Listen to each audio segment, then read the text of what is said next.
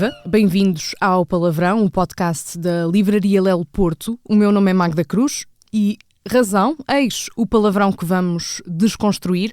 Neste 10º episódio não iremos ditar quem deve ficar com a razão, mas permitam-me que dê razões para lerem e ouvirem a minha convidada, a autora Patrícia Reis. Bem-vinda! Olá, obrigada pelo convite. Deixas-me apresentar-te. Força, vamos a isto. É uma honra. Pela maneira como tudo se está a encarreirar, a Desobediente pode chegar a um número redondo de edições. Claro que a biografia de Maria Teresa Horta valeu prémios a Patrícia, mas sobretudo deu-lhe mais um lugar na estante de milhares de pessoas. São muitos os que podem dizer: eu e a Patrícia já nos conhecemos há muito, ela é que não sabe. Esta, caros ouvintes, não é a Patrícia de A Desobediente, esta é a que fabrica o romance, a da imaginação e das incertezas, a que se senta para escrever, sabendo as frases que abrem um livro, mas que é levada pela mão das personagens até ao fim do romance. Afinal, foi diagnosticada como mentirosa logo aos 7 anos. Na escola notaram que sofre de excesso de imaginação. E estas são perguntas que a autora faz. Quem és tu? Para onde vais? Encontras redenção? São perguntas que a autora faz, por exemplo, a António, a Eduardo ou a Camila, personagens deste novo livro, O Lugar da Incerteza, editado pela Companhia das Letras. Agora, Patrícia, anda a respirar muitos ares do Porto. Eu adoro o Porto. Vamos falar sobre isso. Adoro o lado portátil do Porto. Adoro a ideia de que em 15 minutos estou em qualquer lado. A cidade dos 15 minutos. Adoro essa possibilidade e de ir a pé para todo o lado, não pegar no carro. Sou muito feliz no Porto. É com essa felicidade que integra a equipa que está a erigir o Babel, o festival literário promovido pela Livraria Lelo Porto. A construção faz com o comissário Rui Couceiro, leitor, feito editor. Já teve a oportunidade de dizer que se tornou amigo de Patrícia porque lia a Patrícia. E hoje o palavrão é de uma das escritoras que melhor traduzem o mundo que observam, sem malabarismos, sem exibicionismos.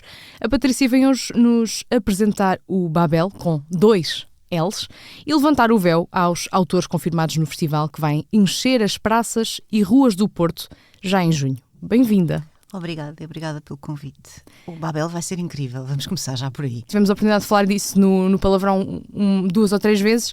A maneira como se entra no festival, o acesso, o bilhete, ser o livro. Quão entusiasmada é que estás com essa ideia? Estou muito entusiasmada porque o Rui Couceiro e eu há anos que falamos sobre esta necessidade de uma campanha de incentivo à leitura e inspirando-nos um pouco no modelo de acesso à Livraria Lelo, surgiu esta ideia incrível de, para cada sessão, uma pessoa pura e simplesmente tem que comprar um livro. Pode ser um livro no Alfarrabista de €1, pode ser um livro de 20, pode ser o livro que vocês quiserem, não é? Mas basta comprar um livro, receber um código, introduzir este código no site do babel.pt e ter acesso a um lugar sentado numa das sessões que pretende assistir. Engraçado claro dizer lugar sentado, claro porque... que o lugar é limitado, não é? Portanto, o stock é limitado. Eu diria Sim. que é correrem para a bilheteira quando abrir. Quando abrir é correr para ter o tal lugar sentado, e vamos ter a oportunidade de falar um pouco da agenda do Babel. Aliás, já a 31 de março... teremos um anúncio público no Rivoli. No Rivoli, pelas 6h30 da tarde. Pelas 6h30 da tarde. Eu acho que vai ser um momento muito especial para nós. Estamos um bocadinho nervosos, confesso. A sério? Eu, pelo menos, estou.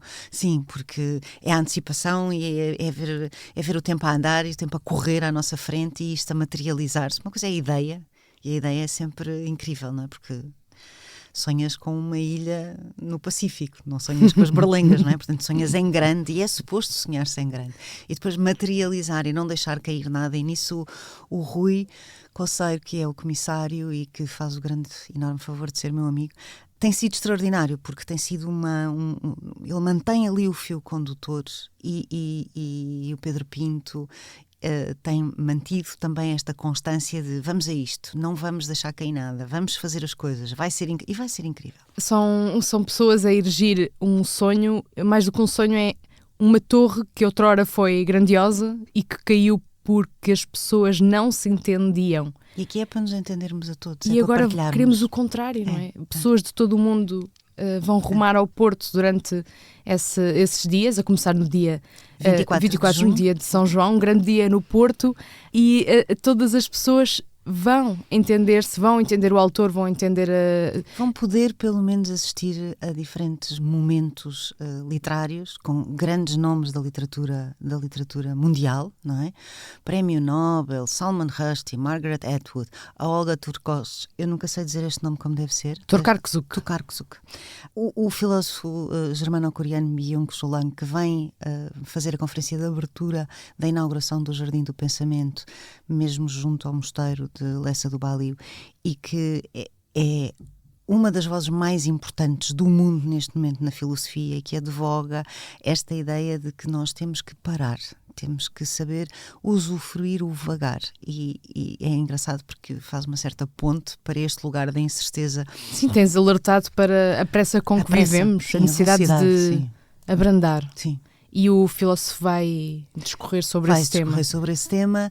Junto a um jardim muito especial, um jardim concebido pelo arquiteto paisagista Sidónio Pardal, multipremiado, e pelo inacreditável, grandioso, gigante Cisa Vieira, que tem um conjunto de esculturas neste jardim. É preciso dizer que o Cisa queria inicialmente ser escultor, não queria ser arquiteto. O pai é que não deixou.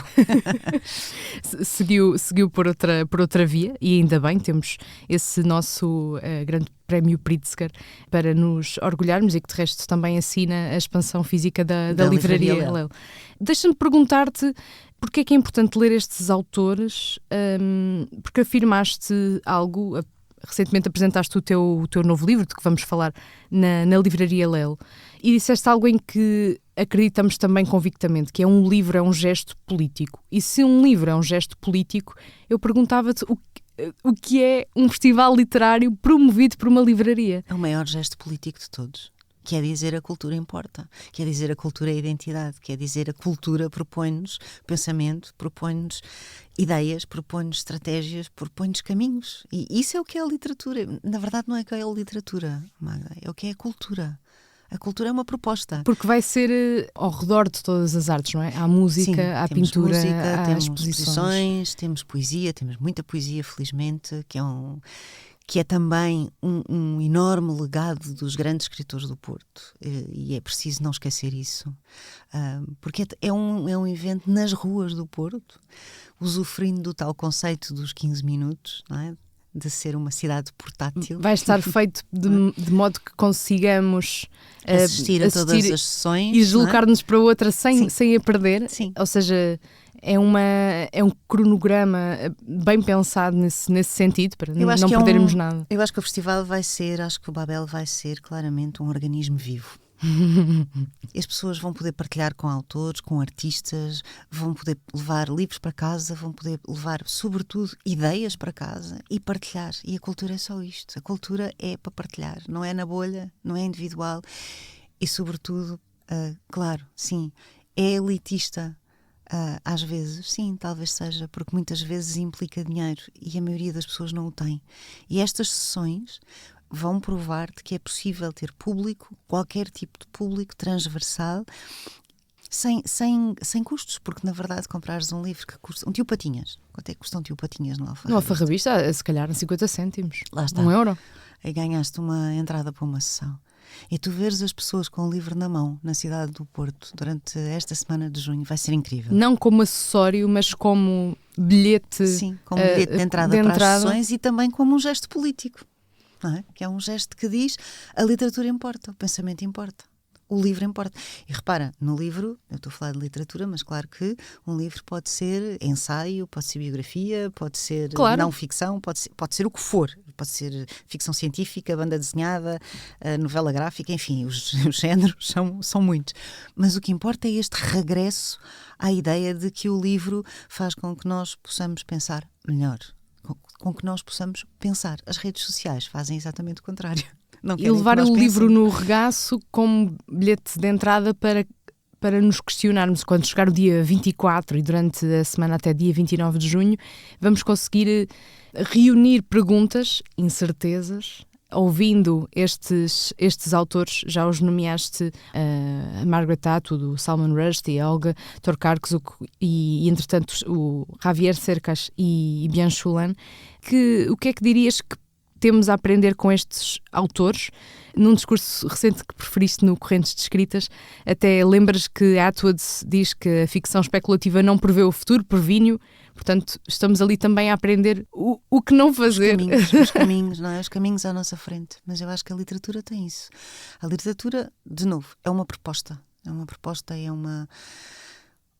um convite ao leitor para dizer, olha, há aqui este tema, queres olhar para isto? Queres pensar nisto? Seja o tema que for. E isso também é um gesto político. Sim. De novo, não é? Quer dizer, se calhar não pensaste nisto e se calhar isto era bom pensar, não é? Pronto. E neste momento estamos num mundo tão veloz, a uma velocidade tão grande e com uma violência da razão tremenda, quase de estrangulamento, que é fundamental termos esta possibilidade de, através destes grandes autores, e o Babel terá outros autores, e terá autores nacionais, obviamente, e grandes autores nacionais, tudo isso será desvendado no dia 31 de março, é a possibilidade de o público poder dizer, ok, estas pessoas pensam o mundo. Estas pessoas não fazem decalque da realidade, elas transfiguram, pensam e propõem. E é bom eu poder, de alguma forma, aderir e ver o que é proposto e como é que eu me identifico, não me identifico, penso assim, penso assado, mudo de opinião, eventualmente, porque não? Isso é extraordinário. Isso é o e mudar de opinião é maravilhoso. É de valorizar num tempo em que... E escalpelizas isso no teu novo livro, em que ou concordas comigo ou estás contra mim. Sim. E quem não elabora uma opinião sobre determinado assunto está em falta para com o mundo. Porque repara, o livro é também um território de diálogo entre ti e o escritor ou a escritora. É sempre este território de diálogo e o que nos falta neste momento é esse território de diálogo permanente, de partilha de ideias, de poder dizer eu concordo que discordo, mas continuar a conversar contigo e não me fechar na minha bolha e dizer, bom, não concordas comigo, não quero falar contigo. E fazemos isso se calhar com pessoas com quem crescemos, ou que são nossas vizinhas, ou que partilham a casa connosco. E também temos esta violência do algoritmo que é manipulador, que nos leva só para certos sítios, que vai ao encontro daquilo que ele acha que nós queremos. Mostra-nos aquilo em que já acreditamos. Exatamente. E é tão bom quando alguém nos mostra uma coisa sobre a qual nós nem sequer pensámos, não é? Um tema, uma realidade, uma possibilidade, mesmo que ela seja para prevenir o futuro. E com a possibilidade de dizermos, nunca tinha pensado nisso. Obrigada pelo teu input, pela tua participação. Dá-me um tempo, vou refletir já te digo o que é que achas sobre isso. Sim, ou não digo, ou quando acabas um livro, enfim, terminar há pouco tempo o último livro do Javier Cercas, até porque ele vem ao festival e eu queria muito estar a par Mas estar a par deste último livro, que vai na 8ª edição em Portugal, salvo erro, ou 7ª, e que é um livro que não é uma ficção, também não é um ensaio, também não é um diário, também não é uma reportagem, é uma mistura destas coisas todas e que parte de um convite do Vaticano para ele acompanhar o Papa Francisco à Mongólia. Pronto. Portanto, tem a coisa da religião, sendo ele ateu, e tem a coisa dele dizer, mas porquê eu? Não é? E falar com uma série de pessoas para tentar perceber quem é o Papa Francisco e o que é esta coisa da Igreja Católica, que continua a ser tão importante para milhões de pessoas, milhões e milhões de pessoas, não é? E o tema interessou-te logo pela tua obsessão porque eu tenho esta coisa religião. com as religiões, não é? Pronto. E uma das coisas no início do livro que é muito divertida... O livro, eu não me lembro do título. Chama-se O Louco de Deus no Fim do Mundo. E uma das coisas divertidas do livro logo no início é que a mulher do Javier Cercas lhe diz, antes dele partir para esta viagem, ele vai para o Vaticano e do Vaticano depois para a Mongólia, diz-lhe, vê lá se não te tornas um soldado de Francisco. E no fim do livro eu acho que ele se tornou um soldado de Francisco. Revela-se um soldado. Para mim, a minha interpretação, a minha percepção. E a quantidade de coisas que ele conta, a quantidade de pessoas com quem ele falou, a riqueza com que tu terminas aquele livro, não é? E depois tens o impulso de dizer à pessoa que está ao teu lado, às pessoas que estão ao teu lado, leiam isto, leiam porque tem esta história, mais esta e mais esta. E este entusiasmo, não é? De poder partilhar um livro e depois a seguir a pessoa voltar a ti e dizer, li e é incrível, não é? Como é que é e possível? enquanto essa pessoa leu o mesmo livro que tu tinhas lido, estiveram ligadas de alguma Estivemos maneira. ligadas, e mesmo que a pessoa tenha chegado a outras conclusões, está tudo certo. Mas há este território de partilha. E é a multiplicidade de interpretações. E é engraçado teres lido O Louco de Deus no Fim do Mundo e encontrado esse soldado de Francisco depois de escreveres o teu Eduardo. Sim, sim, sim. O teu Eduardo, que é um padre que duvida, digamos assim, em 3 palavras. É um padre que acredita, mas que duvida. É um Se padre sente abandonado, Sim. não invisível aos olhos de Deus, mas mesmo assim Mas essa é a grande não pergunta renega. da teologia. Hein? A grande pergunta da teologia é: eu estou aqui, eu faço para que me vejas, porque é que não me dás um sinal? Essa é a grande questão da teologia. Porque é que não te mostras? É aquilo que, alegadamente, Jesus grita aos 33 anos. Lá está. Lá está. O mundo precisa de ser, nesta perspectiva, na senda do que temos vindo a falar até aqui, o mundo precisa de ser mais desobediente, de dizer mais palavrões, gritar mais direitos e ter menos certezas. Eu acho que o mundo precisa, sobretudo, de um enorme investimento na gentileza e na bondade. Esse é, neste momento, estamos em déficit. A necessidade. Estamos num déficit tremendo, porque tudo isto significa que tu és menos tolerante, tens menos capacidade de escuta ativa, estás menos disponível para o outro.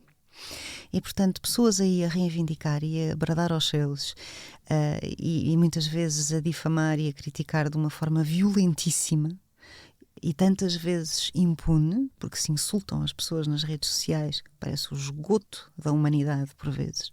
Tem coisas muito boas, protegidas mas também tem isto. por um ecrã. É um escudo. É um escudo. Eu acho que nós precisamos de ser desobedientes, mas precisamos de ter a gentileza na desobediência, precisamos ter a calma na desobediência. Ontem, numa conversa entre família, alguém me disse assim: estás a ver, se tudo isto fosse há 10 anos, tu reagias de uma forma completamente diferente. Eu há 10 anos era super reativa e saltava. Era impulsiva e não pensava. Hoje, Magda, não há nada em que eu não pense 10 vezes antes de dizer. Nada.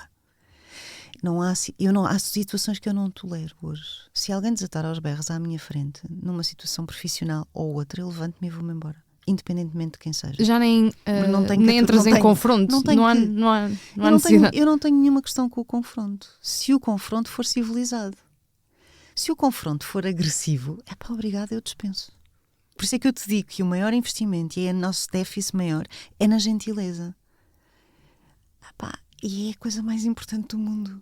Porque se não tiveres essa capacidade de gentileza, não tens capacidade de chegar à outra pessoa. Não tens capacidade de pôr nos sapatos da outra pessoa, não tens capacidade de ouvir e vives na bolha. Eu acho que a pandemia fez com que muita gente criasse esta bolha, ainda não saímos dela. E não sei se vamos sair tão cedo. É engraçado porque eu ia perguntar precisamente se conseguias, ao radiografar a sociedade, que é também uma das muitas funções de uma escritora, se conseguias apontar quando é que passámos a dizer: se não concordas comigo, estás contra mim. Eu tenho uma teoria, vou-te contar a minha teoria. Não sei, a minha teoria não tem validade absolutamente nenhuma, até porque, como se sabe na sociologia, um facto só é passível de ser estudado e um tempo só é passível de ser estudado 50 anos depois. Portanto, enfim. Neste momento é só uma tese, não é? É só Portanto, uma ideia. É uma ideia. A minha ideia é que com o Covid as pessoas tornaram-se brutalmente individualistas, brutalmente egoístas, porque de repente o outro que vinha na rua podia ser um agente de morte. Porque viveste o Covid assim. Eu agora não te vou tocar porque tu podes ser um agente de morte. Porque tu me podes infectar, contaminar, contagiar. Sim, não é? Contagiar. E eu acho que aquele momento foi um momento muito perturbador para a cabeça das pessoas. E foi um momento que deu cabo, infelizmente, da vida sexual dos adolescentes dos 15, 16 anos que teriam naquele verão o início da sua vida sexual e que passaram a ter relações só através distância do telemóvel, ecrã, não é? Há um consumo crescente de pornografia neste país a partir da pandemia, é uma coisa de doidos, os estudos apontam para isso, e eu acho que este momento é fundador de uma ideia de bolha e de, ok, tu aí e eu aqui. E isto, obviamente, é utilizado pela extrema-direita para enraivecer as mentes, não é? E agudizar o mal-estar e criar cenários mais caóticos, mais instáveis e ter bandeiras completamente ridículas, como a questão dos imigrantes. Nós precisamos muito dos imigrantes. Os imigrantes são muito válidos, contribuem muito para o Estado português, fazem trabalho que a maioria das pessoas E eu descobri não quer recentemente, na origem do vinho do Porto estão trabalhadores da Galiza que vieram, digamos, desenhar os sulcos das encostas do Douro para se poder plantar vinha. Isto não foi o ano passado? Não foi o ano passado. Nós somos um país que sempre teve imigrantes. Nós somos um país de imigrantes. Nós fomos para a França nos anos 60, nos anos 70. Nós somos para o Luxemburgo, nós somos para o Canadá, para a Venezuela. Nós somos do mundo, sempre fomos do mundo. Portanto, é só ridículo entrarmos nesta conversa. A forma como temos são de debater atiçadas, migrações. temos que debater, mas também tens e que a crise que advém. também tens que levar os imigrantes aos mesmos meios onde estão estes discursos de antagonismo e de zanga. E tu não tens imigrantes na televisão, não tens nas redes sociais, não tens no espaço público. Vão sendo confinados ali é a comunidade do não sei quê, ali é a comunidade. E nada. Não pode ser. Ou seja, de novo, precisamos de um espaço de diálogo, precisamos de um espaço de partilha e precisamos não ter medo do desconhecido. O Covid agudizou essa ideia. Que é, eu não sei o que é que tu me trazes, que de vírus é que tu tens aí, e portanto deixa de estar. Afasta-se, e ao afastar não nos ouvimos.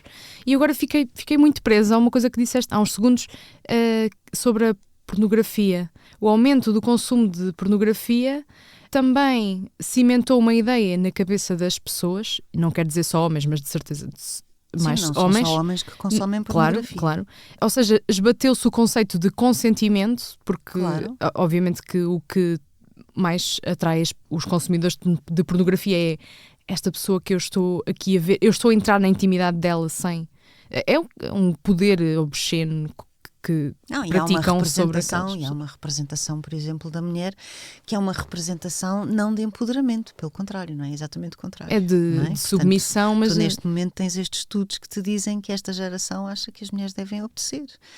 Que a violência no namoro é cada vez mais crescente. E repara, não é os rapazes contra as raparigas. É os rapazes em relação às raparigas e as raparigas em relação aos rapazes. A violência é crescente nos dois géneros. E isso é muito preocupante. E as pessoas não conversam, trocam mensagens, depois amuam porque a mensagem não tem tom, não tem voz, não tem expressão, não tem todo o seu entendimento, não encerra todo o entendimento. Claro, óbvio, não é? Portanto, entras aqui em vários equívocos. E eu acho que... Temos de retomar o cara a cara. Temos, muito. Voltar a encontrar-nos nas praças e nas ruas. Ainda há uns dias se falava do coreto de Braga, o coreto principal da praça que junta toda a gente em Braga. Com o Covid deixou de se fazer esse encontro. Quando se brincava e falava e passava-se tempo nesse coreto, deixou de se praticar isso, e agora Braga quer reacender essa chama. Sim, e tem-se falado sobre isso. Sabes que eu vivo numa aldeia... Ou seja, o lugar público como espaço também de crescimento. E muita gente do Babel, havemos de lá ir. Havemos de lá ir, claro. Mas eu vivo numa aldeia com 317 almas, mais ou menos, na aldeia do Meco. Existe um café que é o Ponto M, e aquilo é o centro, aquilo é o coreto, aquilo é o nosso coreto. Aquilo é o centro de vida, aquilo é o coração daquela aldeia. Se o café estiver fechado, é mais do que um café, porque é um restaurante, porque vais comprar pão, porque tem mercearia, porque tudo, porque ali passa-se tudo e pode-se tudo e há tudo. E é de duas irmãs extraordinárias, a Irene e a Manuela, e é um coração, é o coração a pulsar daquela aldeia. Se elas forem de férias, tu não imaginas, a aldeia morre, ninguém conversa. Tu vais ali de propósito porque sabes que vais encontrar pessoas. E talvez nem combinem. Não combinas nada. Tu vais ali e sabes que encontras naturalmente pessoas. Quero falar com...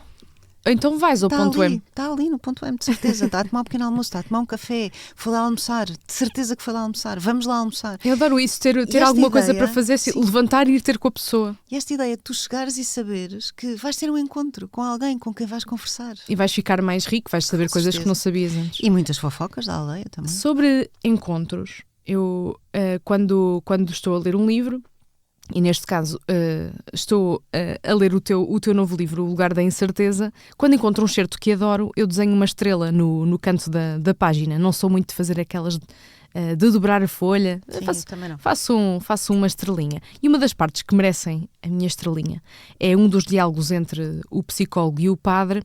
Nessa troca de palavras chega-se a uma conclusão. A bondade acabou.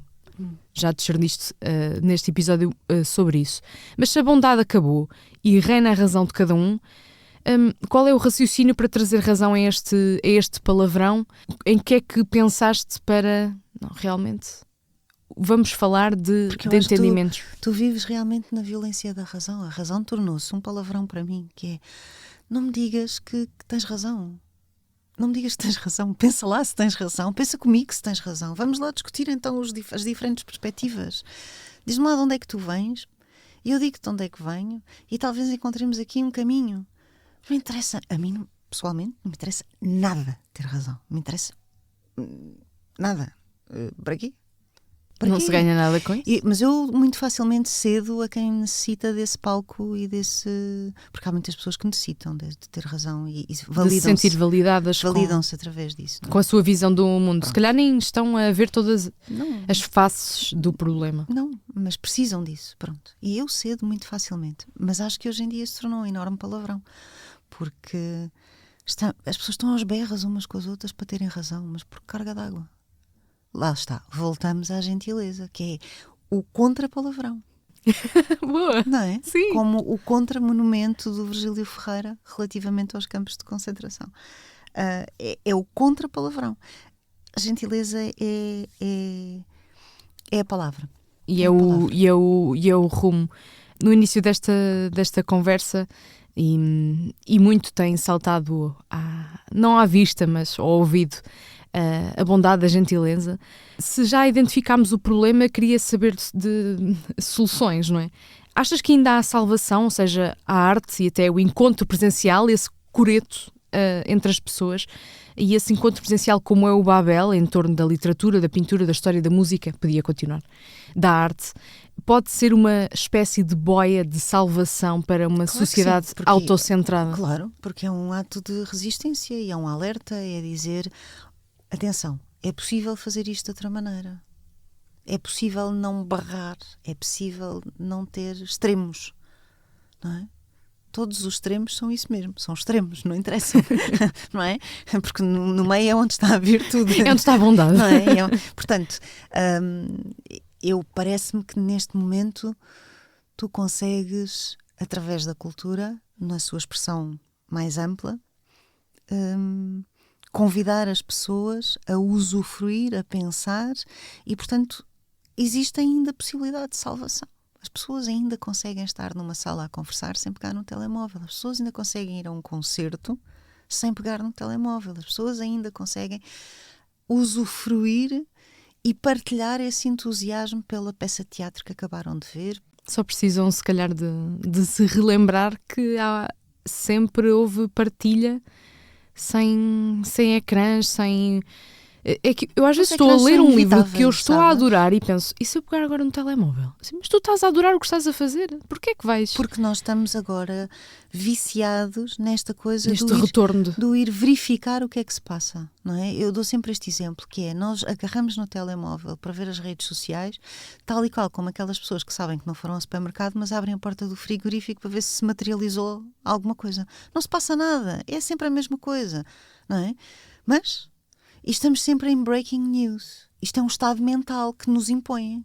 Estamos sempre em breaking news. Caramba, não estamos sempre em breaking news. O mundo acaba todos os dias. Pois, lá está. O mundo acaba e recomeça, e acaba e recomeça, e acaba e recomeça.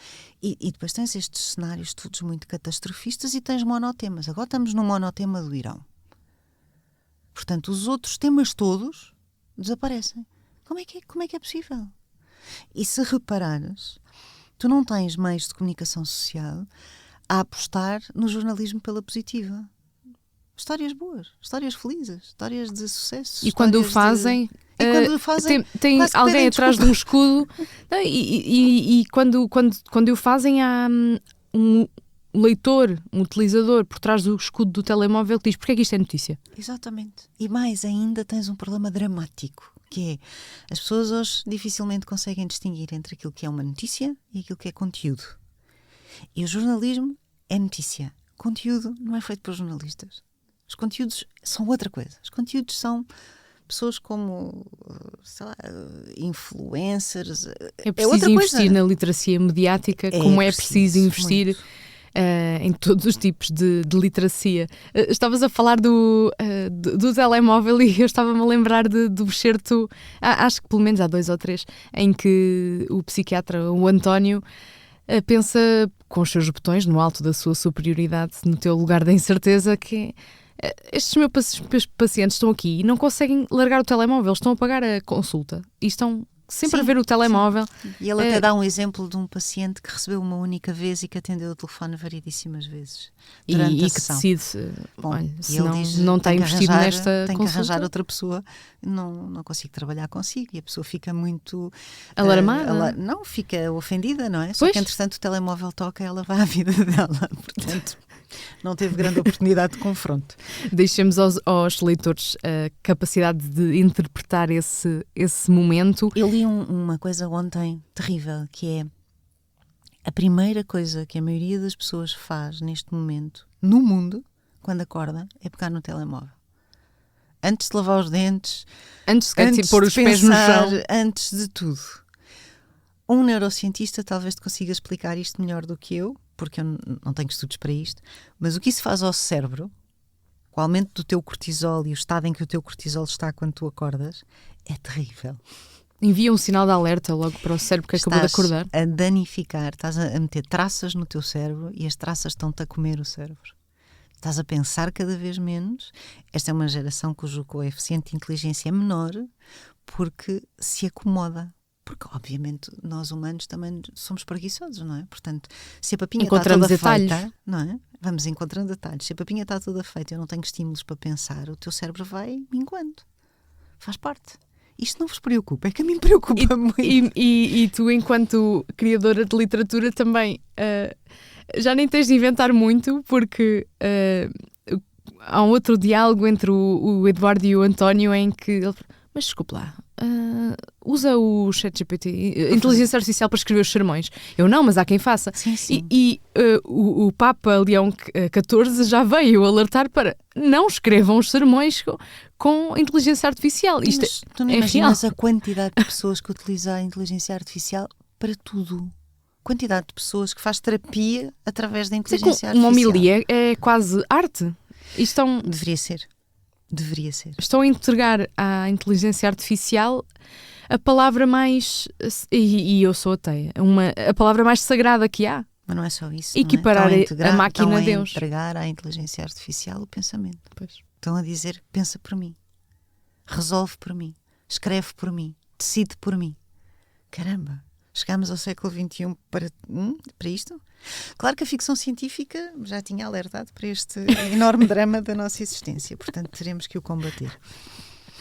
E vens com a palavra ficção científica perfeitamente a tempo, porque no Palavrão pergunto sempre que livros fazem das pessoas, quem elas são, mas como sei que és omnívora no que toca a livros, gostava de fazer a pergunta de outra forma, que era, daqui a pouco tempo, no dia 20 de março, dia contador de histórias, a Livraria Lelo Porto vai receber o podcast Palavrão ao vivo.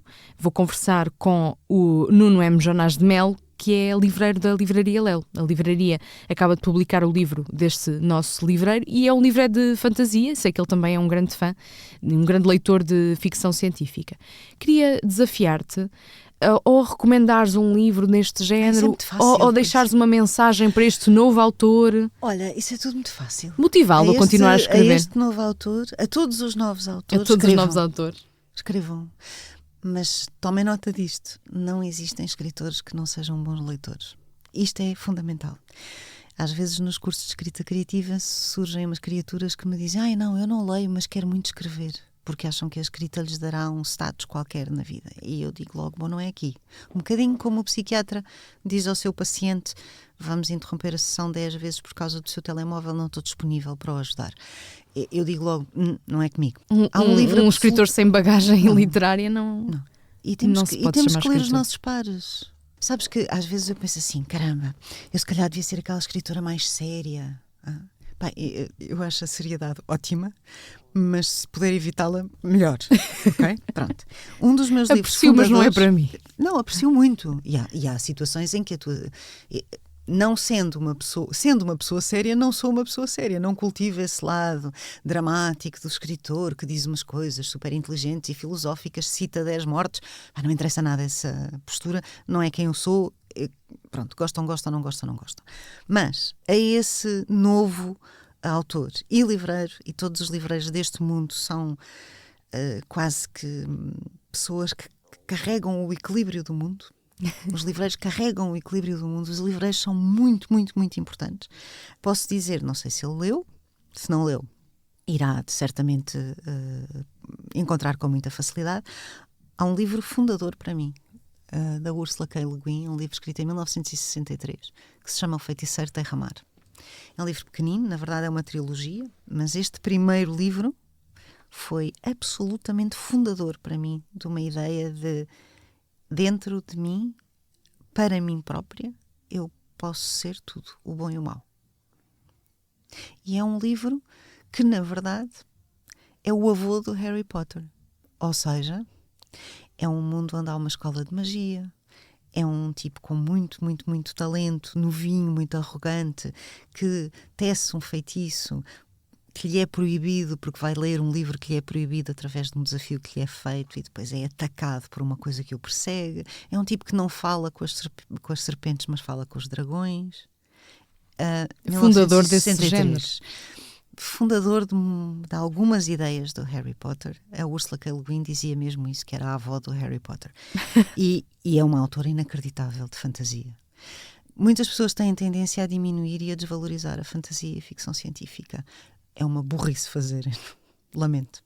É uma burrice. Porquê? O que é que nos traz a fantasia? Traz-nos tudo. A ficção científica... Caramba, a ficção científica ou a fantasia é sobre as pessoas, é sobre a humanidade. É sempre sobre a humanidade. É sempre sobre, como eu disse no outro dia... O estado do mundo e as visões... O estado do mundo, a condição do mundo. É sempre sobre esta coisa da humanidade ser um poema incompleto. Sempre. É sempre para apontar caminho. Portanto, se tem um dragão, não é? Ou se tem um psiquiatra, ou se tem a Belimunda, ou se tem... percebes? Não interessa. Não interessa. É o espelho é quem nós somos. da saúde daquela sociedade. Se calhar terminamos com uma frase que escreveste ou que apresentaste no Correntes de Escrita sobre a Le Guin. A escritora Ursula K. Le Guin escreveu que a imaginação é uma mentira que diz a verdade. E depois continuas, esta já é para atribuir a Patrícia Reis. A literatura não mente para esconder, mente para revelar. E é isso. E é sobre isso. E é sobre isso. Porque um escritor é claramente um mentiroso no sentido de transfiguração.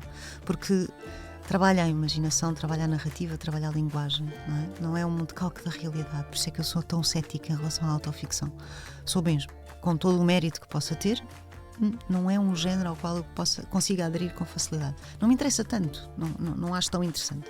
Então, para isso, leio uma biografia. Tá bom.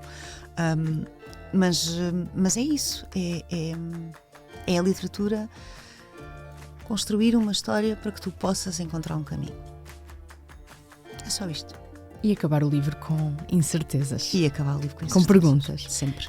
Obrigada, Patrícia. Obrigada, voltamos a encontrar-nos em breve, dia 31 de março às 6h30 da tarde. Todos rumamos ao Rivoli, no Porto, para conhecer melhor a agenda do Festival Babel. O festival que irá encher a cidade de 24 a 29 de junho. O meu nome é Magda Cruz, o Palavrão é um podcast original da Livraria Lelo Porto, conta com música original de Cláudia Pascoal. Voltamos na próxima sexta-feira com outro Palavrão. Até lá, dia 20 de março, contamos convosco para o episódio ao vivo na Livraria Lelo Porto e podem inscrever-se no site. Até lá.